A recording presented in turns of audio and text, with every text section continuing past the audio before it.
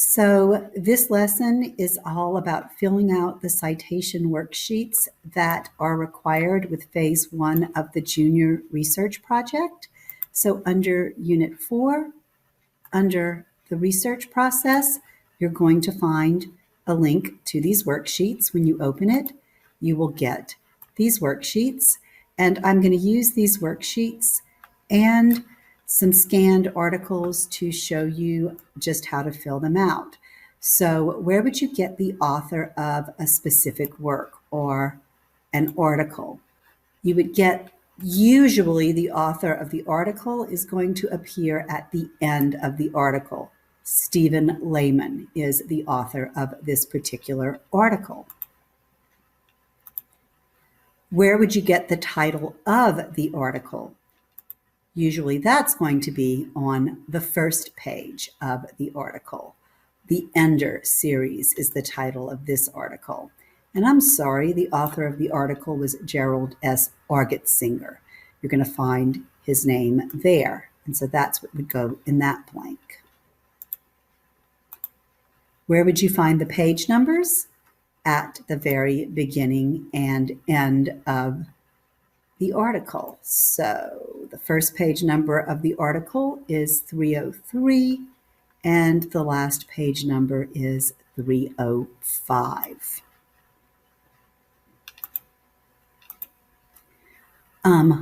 Where would you find the editors of the anthology? That's when you want to work with the title page, and editors will usually be listed on the title page. You only need to give editors if they do appear on the title page, and you want to give both editors or all editors in the order that they appear. T.A. Shippey and A.J. Sobczak are the editors of this particular book. You want the title of the anthology, which is the title of the book itself. McGill's Guide to Science Fiction and Fantasy Literature is the title of this book. And of course, you're also going to want the volume of the book. There's a volume blank. You're not going to want the volume identifiers. Those are not ever going to be cited. You're going to want the publishing company.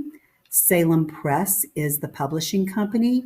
You're never going to use incorporated company, corporation, and you're going to want the most recent copyright date. This is quite an old article from 1996.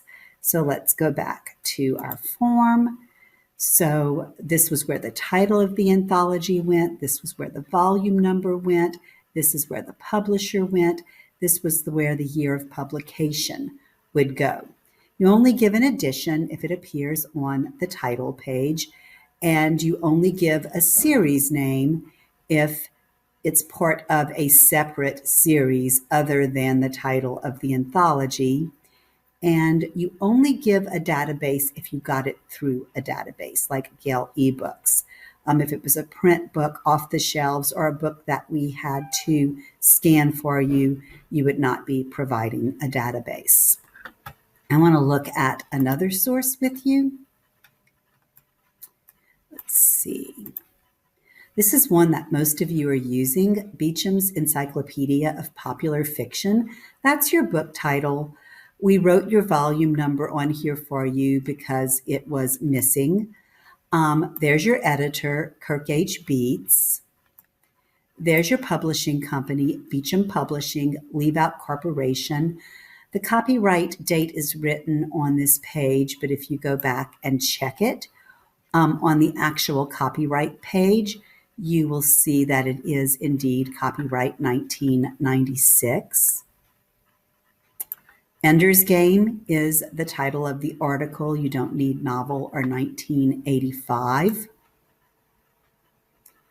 And usually at the end of the article, you're going to find the author of the article, and her name is Marjorie L. Brown. Let's go back to the worksheet. And sometimes you do have a series name, The book I was just looking at with you is an analyses series, and I would write out series and capitalize the S. At the time that I wrote this on this page, the rules were a little different. I also want to go to Novels for Students with you for a second. I have a copy on my computer, so let me get there real quickly, guys. Let me open the one that's available in this folder. So I'm going to get the title page for Novels for Students. I actually want the actual article in Novels for Students.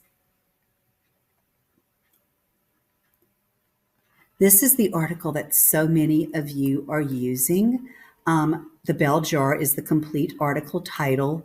You need all the page numbers, 22 to 42 in this case. There's no author of the overall article. Sylvia Plath is the author of the bell jar, not of this article, and you don't need to write that in the article title.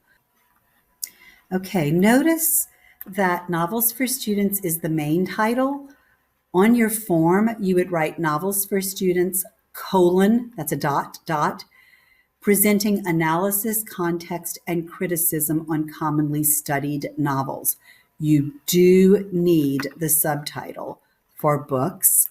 It is volume 1. Diane Telgen is your editor. These two individuals are advisors. We don't cite advisors. Your publisher is Gale, and there is no copyright date on this page. I would have to go to the copyright page to see what the copyright date is. I believe it was 1997. So these were some pointers to help you with citation and with some of the more common sources that you're going to be using. I hope this helped you. Send me an email with a question. Give me copies of your citation forms in OneNote if you want some feedback.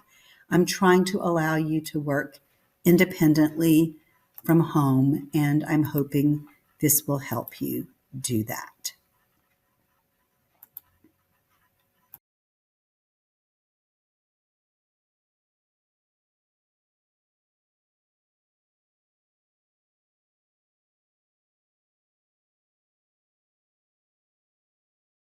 When you're highlighting this article, you're just working with the sections I told you to work with, meaning you can skip the plot summary sections for now. And when you get to the last part of the article, once you get to the critical or criticism or critical reviews, you don't need to work with that yet either.